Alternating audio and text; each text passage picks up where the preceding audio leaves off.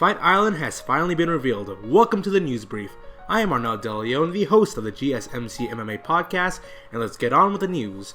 Coming from Dana White himself from a recent interview at ESPN, Fight Island will take place at Yas Island back in my home of Abu Dhabi. Multiple fights have been announced. There will be at least 4 UFC cards at Fight Island, beginning with UFC 251 on July 11. The announced fights for UFC 251 include Kamaru Usman defending the welterweight title against Gilbert Burns, who will be fighting 4 times in the last 9 months. A rematch with Alexander Volkanovski vs Max Holloway for the UFC Featherweight Championship. Peter Yan vs Jose Aldo for the vacant UFC Bantamweight Championship. The returning Rose Namajunas vs the woman who ended her original title reign and former strawweight champion Jessica Andrade. Amanda Ribas will be taking on the returning Paige VanZant at the women's flyweight division.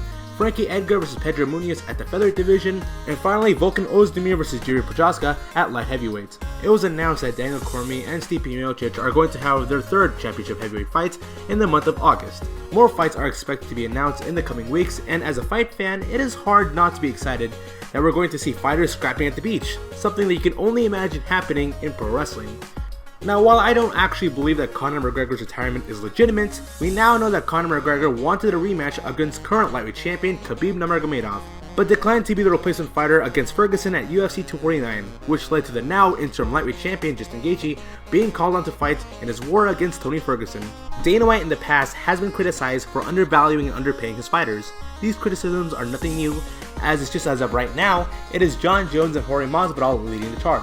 Dana White disregards any criticisms over fight money, arguing that the fighters themselves signing their contracts mean that they agree to a certain amount of money and they shouldn't renegotiate, since these two in particular just recently signed their multi-fight contracts.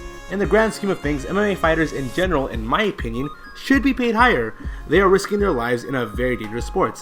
But there is too much drama and fighters acting like divas, especially on Twitter, that there is an obvious lack of solidarity that prevents actual unionization.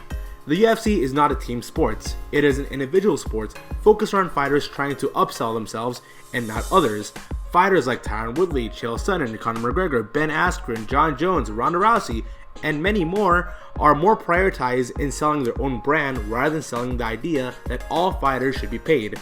Thank you for listening to the news brief. Like and subscribe if you like, and feel free to check out the GSMC MMA Podcast, which I host new episodes every single week. Till next time, see you later.